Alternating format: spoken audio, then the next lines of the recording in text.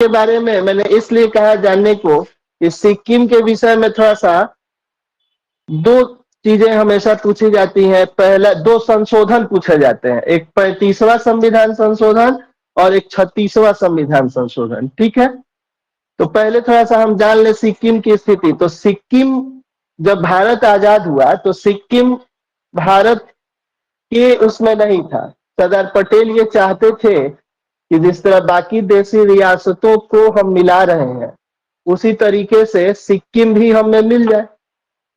लेकिन सिक्किम में उस समय राजशाही थी, चुग्याल राजवंश वहां पे शासन में था।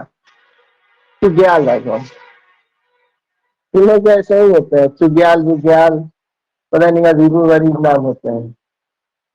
तो चुग्याल डायनेस्टी जो थी वो वहां शासन में थी, और नेहरू बड़ी आराम आराम से इस विचार पे चल रहे थे, क्योंकि वो चाइना को दुखी या चाइना से सीधे सामना नहीं करना चाहते थे, इसलिए कि वो सोचते थे कि अगर सिक्किम को हम जाते हैं कब्जा करने तो उधर से चाइना तिब्बत पे हमला कर देगा। तो इसलिए डायरेक्ट, हालांकि बाद में ये चीज होती है, तो सीधे सीधे चाइना से वो सामना नहीं करना चाहते थे। पटेल चाहते थे कि मिला लिया जाए, तो इसलिए एक बीच का रास्ता निकला। और 1950 में चुग्याल राजवंश के एक राजा थे, राजा पलडेन नामग्याल। तो पलडेन नामग्याल जी वर्ष 1950 में भारत आए और भारत से एक ट्रीटी हुई, और वो ट्रीटी प्रोटेक्टोरेट ट्रीटी थी, जिसके अंतर्गत संरक्षित राज्य का दर्जा दे दिया गया सिक्किम को, और कहा गया कि सारी चीजें ठीक है, सब ठीक रहेंगी, सिर्फ आपका जो विदेश और रक्षा है वो भारत के जिम्मे रहेगा, बाकी आप राज कीजिए, कोई मामला, कोई दिक्कत नहीं था। चीजें ठीक रहती अगर वो इस ट्रीटी का पालन करते। तो 1950 में ये ट्रीटी होती है। अब उसके बाद वर्ष 1964 में नेहरू की मौत हो जाती है। तो अब वो कहते हैं कि अब वो ट्रीटी नेहरू के साथ ही समाप्त, अब वो ट्रीटी अब नहीं मानेंगे। क्यों नहीं मानेंगे? तो कहते हैं कि भूटान जैसे देश एक है, वैसे ही अब हमको भी एक देश बनना है। हम अब किसी देश वेश के अंतर्गत नहीं रहेंगे और हम अपना अपना अलग देश बनाएंगे। ये चीज, अब वो इसके लिए वर्ष 1967 में भारत आए। उस समय तक भारत की प्रधानमंत्री इंदिरा गांधी हो गई थी। 1967 में वो भारत आए, और 1970 में इंदिरा गांधी ने कहा कि ठीक है, आप इस तरीके की चीज अगर सोच रहे हैं तो हम लोग काम करते हैं, एक परमानेंट एसोसिएशन का स्टेटस आपको दे देते हैं। परमानेंट एसोसिएशन का स्टेटस ये था, कुल मिला जुला के वही 1950 वाली स्थिति को ही बरकरार रखने की बात थी। लेकिन पंडेल नामग्याल के दिमाग पे भूत सवार था कि हम अपना अलग देश बनाएंगे। सिक्किम इतना छोटा, आप देखेंगे मैप पे, इतना छोटा सा सिक्किम है। तो अब ये मामला चल ही रहा था, तब तक भारत में आंतरिक राजनीति की कलह मची हुई थी। इंदिरा गांधी उससे त्रस्त थी। तब तक 1971 में भारत बांग्लादेश युद्ध छिड़ गया। वो भारत पाकिस्तान बांग्लादेश जिससे बनता है 1971 में युद्ध उधर समाप्त हुआ। तो इंदिरा गांधी की फिर से नजर गई सिक्किम वाले मामले पे। तो उस समय रॉ चीफ थे आर एन काओ। तो आर एन काओ को उन्होंने बुला के कहा कि इसका क्या किया जाए, वो बड़ी उड़ रहा है। आर एन काओ बहुत तेज तर्रार आदमी थे, और उन्होंने कहा कि अगर उसको उसका उपाय करना है तो डायरेक्ट धावा बोल के तो हम भाई ले नहीं सकते, तुरंत चला जाएगा संयुक्त राष्ट्र में, क्योंकि पुराने इतिहास से आदमी सीखता है। तो ये काम हुआ था एक बार पीओके के संदर्भ में, आपको याद होगा। तो अगर सिक्किम के मामले में ये हम करते हैं तो वो चला जाएगा संयुक्त राष्ट्र में। तो एक काम करते हैं, हम कुछ ऐसा करते हैं कि वहां की जनता लोकतंत्र की मांग करे। और जनता नो डाउट की लोकतंत्र की मांग कर भी रही थी।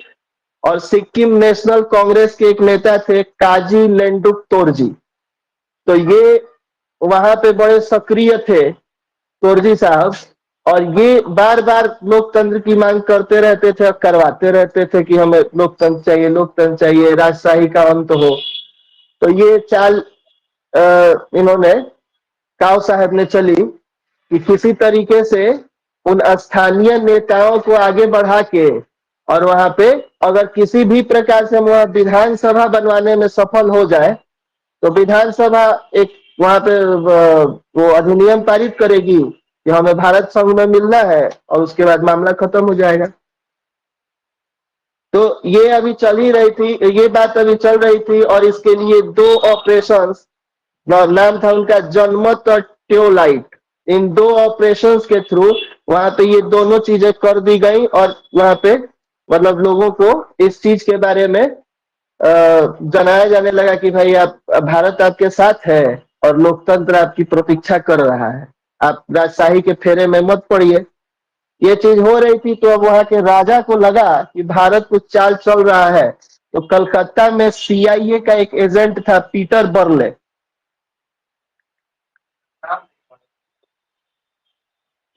कथा सुन लीजिए, उसका थोड़ी है, इससे क्लास इंटरेस्टिंग बनाने के लिए बता दे रहे हैं कि अचानक कैसे हो गया ये ना समझ, पीछे की कहानी मालूम रहती है तो थोड़ा अच्छा रहता है। तो पीटर बर्ले जो था यहाँ कलकत्ता में पोस्टेड था, एजेंट भी था भीतर भीतर, लेकिन कहने के लिए वो राजदूत तरीके से था। तो पीटर बर्ले को खूब ढोल बाजा बजा के और स्वागत किया गया सिक्किम में। जब ये बात तोरजी को पता चली, वही नेताजी जो थे, तो उन्होंने आरएन काव को बोला कि इस तरीके की बात चल रही है। इसका मतलब ये था कि अब सिक्किम के राजा इस तैयारी में थे कि हम अपने मामले को संयुक्त राष्ट्र में जाके रखेंगे। अगर ऐसा अमेरिकी अगर कोई व्यक्ति आ रहा है तो इसका मतलब सीधा सीधा यही था कि वहां से आप बुला रहे हैं, इसका मतलब है कि आप अमेरिका संयुक्त राष्ट्र जाएंगे और विश्व समुदाय का की नजर अपनी ओर खींचने की आपकी तैयारी है। ये बात जैसे ही पता चली तो आरएन का भागे भागे दिल्ली गए और वहां प्रधानमंत्री को बताया और प्रधानमंत्री ने तुरंत हाई लेवल मीटिंग बुलाई और हाई लेवल मीटिंग में ये तय हुआ कि अब जल्दी से जल्दी वहां कुछ ऐसा किया जाए कि लोग लोकतंत्र की मांग करने लगे और कुछ ऐसा हो जाए कि वहां भगदड़ मच जाए लोकतंत्र के लिए और राजा को आके हमसे सहायता मांगनी पड़े। यही उस मीटिंग में यही बात हुई थी कि कोई ऐसा चाल चलो कि वहां के राजा को आके भारत से सहायता मांगनी पड़े कि हमारे यहाँ ऐसा हो गया, कुछ कीजिए। कहा जाता है कि किस्मत उन्हीं का साथ देती है जो कदम बढ़ाते हैं, जो बहादुर होते हैं। तो बहादुरों के साथ किस्मत होती है और ये चीज अभी हो ही रही थी तब तक ये घटना घट गई। 4 अप्रैल 1973 को राजा जी का बर्थडे था और बर्थडे में वहां पे खूब बढ़िया पार्टी वार्टी अरेंज थी और लोग आ रहे थे जा रहे थे और राजा जी के जो बेटे थे वो, और बाहर जनता एकदम उग्र थी कि भाई लोकतंत्र चाहिए, जन्मदिन मना रहा है इतना बड़ा, हाँ है ना। तो तब तक क्या हुआ कि राजा का लड़का आ रहा था और उस लोगों ने घेर लिया उसको। जब घेर लिया तो उसके जो अंगरक्षक थे उन्होंने गोली चला दी प्रदर्शनकारियों पे, 2 लोग मर गए। तो अब गरम लोहे पे हथौड़ा मारने का तो यही सही समय था, इसी की प्रतीक्षा थी। अब जो वहां पे तोरजी साहब थे नेताजी सिक्किम कांग्रेस के, वो इस मुद्दे को एकदम खूब जोर शोर से उसका प्रचार किए और कहे कि बाप रे बाप तानाशाही है, यहाँ तानाशाही है, तानाशाही है। हल्ला हल्ला गुल्ला हुआ और चक्का जाम कर दिया गया, पूरा सिक्किम बंद। और उसके अलावा लूटपाट की घटनाएं होने लगी। अब जो असामाजिक तत्व होते हैं, कहा जाता है ना कि बिलाई के भागे सिकहर टूटल बा, तो बिलाई के भागे सिकहर टूट गया था और जो बाकी लोग लूटपाट करने वाले थे वो भी सक्रिय हो गए थे, असामाजिक तत्व जिनको आप कहते हैं। और असामाजिक तत्वों ने अब जब भयंकर लूटपाट मचाई तो ये एक तरीके से मामला भारत के पक्ष में था। अब राजा जी दौड़े भागे, हकासे प्यासे आए, कुछ कीजिए। आगे ऐसा ही कैसे हम कर देंगे, कोई ट्रीटी कीजिए, है ना। मौका देख के चौका मारा जाता है। तो एक अस्थाई फिलहाल के लिए ट्रीटी हुई कि चलिए हम आपका हेल्प कर रहे हैं, और तब भारत ने अपनी सेना भेजी वहां पे, एक अस्थाई ट्रीटी हुई। उसके बाद जब ये सब हो गया तो उसके बाद अब ये चीज सोची जाने लगी कि ये तो ठीक है मामला शांत करा दिया, लेकिन अभी भी इंदिरा गांधी सीधे आरएन काव को कह रही थी कि एक काम करो, सिक्किम पूर्णतः भारत में शामिल होना चाहिए। अब वो 1950 वाला मामला हम नहीं चाहते हैं कि सिर्फ विदेश और रक्षा हम देखेंगे, जो नेहरू के समय में हुआ था, पूर्ण राज्य का दर्जा दिलवाओ, सीधे उसको मिलाओ। आर्यन का सोचे कि ये मतलब कि मैडम ऊपर से हुकुम खाली दे रही है, कहना जितना आसान है वो करना तो आसान है नहीं। सबसे बड़ी चीज ये थी कि वहां पे जो तोरजी थे, वही नेताजी, तो नेताजी के पक्ष में बहुमत को कैसे लाया जाए और इस तरीके का कुछ इलेक्शन हो कि 70% जनता जो है वो भारत के उनको तोरजी साहब की पार्टी को चुन ले और उसके बाद किसी तरीके से वो बन जाए मुख्यमंत्री, और तब उसके बाद हम लोग कहेंगे कि भाई अब सिक्किम का विलय करो भारत में, विधानसभा कहेगी तभी होगा। तो इसके लिए क्या किया गया कि भीतर भीतर एक अफवाह, अफवाह क्या था, मतलब बात ही फैलाई गई कि सिक्किम और दार्जिलिंग में आसमान जमीन का अंतर है। देखो दार्जिलिंग में कितना विकास है और सिक्किम कितना पिछड़ा हुआ राज्य है, बताओ कितना कैसा है, कुछ है जी? कुछ नहीं है, है ना? तो अब ये चीज लोगों के मन में, और तो भाई इसका निदान क्या था? तो इसका निदान यही है कि यहाँ से कोई प्रतिनिधि भारतीय संसद में चुन के जाए तब ना इसका कुछ निदान निकलेगा। बताइए ऐसे कैसे निदान निकलेगा? अब ये बात धीरे धीरे धीरे धीरे पर्चा वर्चा के माध्यम से लोगों के घर घर तक पहुंचाया जाने लगा। जब ये पहुंचाया जाने लगा, इलेक्शन करवाए गए, राजा जी एकदम तेजी में अब थे, तो इधर से सेना भेज के उनको भी उपाय उनका भी हो गया। जब उनका उपाय हो गया और जो राजमहल था उसको अपने कब्जे में भारतीय सेना ले, थोड़ा सा सिक्किम पुलिस के जो जवान थे कुछ किए, लेकिन उतना काफी नहीं था, तो सेना ने उसको अपने कब्जे में ले लिया। और उसके बाद वह चुनाव हुए, विधानसभा चुनाव में कांग्रेस आई, और उसके बाद वही जो होना था।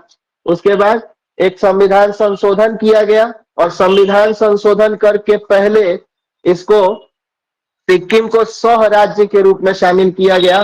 35वां संविधान संशोधन वो था। तो अब यहाँ से आके काम का है, बाकी बकवास है। एक आखिरी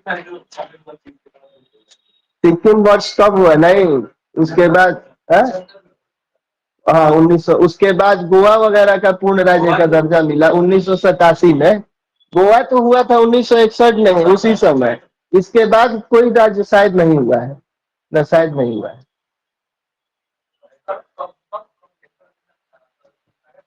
देखिए कब्जा डायरेक्ट कर लेने पे संयुक्त राष्ट्र राज्य घुसा देता ना उसमें। हैदराबाद में जब ये बात चल रही थी और निजाम, हैदराबाद के निजाम को जब ये चीज हुई कि अब तुमको हम वो करेंगे, तुम्हारा हैदराबाद हम ले लेंगे, तो वो संयुक्त राष्ट्र में पहल जाके कराया कि देखिए ऐसा ऐसा हो रहा है। इन कूटनीतिक चालें चली गई होंगी और तो उसके हिसाब से मामला सेटल किया गया होगा। देखिए वहां आप कब्जा तो कर लीजिएगा, लेकिन फिर होगा कि आप वहां के लोकतंत्र, अब आप जानते ही है, मारिएगा एक को तो होगा कि 20 आदमी को गोली मार दिए, ये भी तो होता है। तो जितना होगा नहीं उतना अफवाह फैलेगी, और जितना अफवाह फैलेगी उतना ही मामला बिगड़ेगा। तो इसलिए अच्छा है कि वहां जनमत संग्रह ही करवा लो। जूनागढ़ को नहीं हम शामिल कर लेते, वैसे ही क्यों जनमत संग्रह करवाया गया होगा?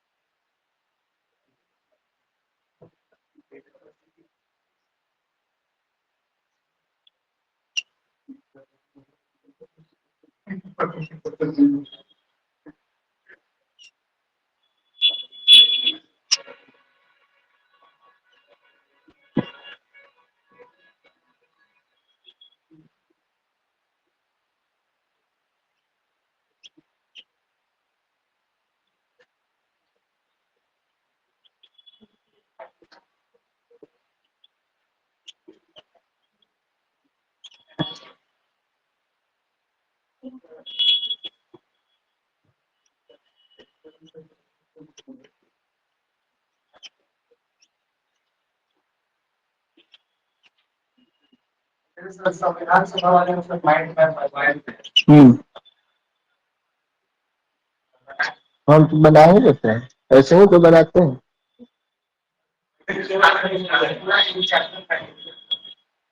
अच्छा सिक्किम का एक ही जगह सब्जेक्ट तो मैं लिखना शुरू करूंगा तो फिर हो गया।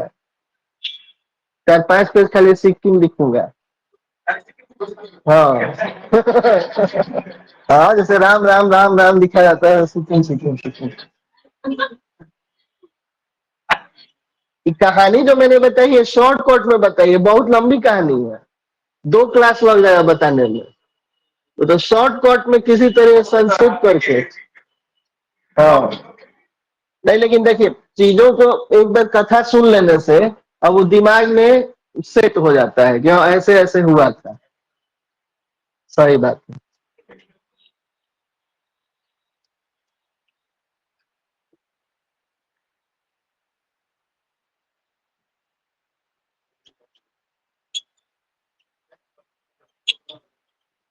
तो 35वां संविधान संशोधन, यह छूट छूट गया क्या? वर्ष 1974 और ये वर्ष 1975।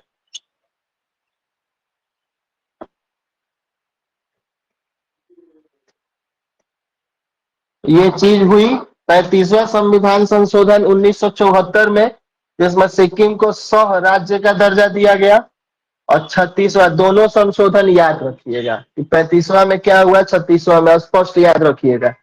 36वां संविधान संशोधन जिसमें वर्ष 1975 में, और सिक्किम को इसका डेट भी याद रखिए 16 मई 1975 को सिक्किम भारत का अभिन्न हिस्सा बना था। 16 मई 1975।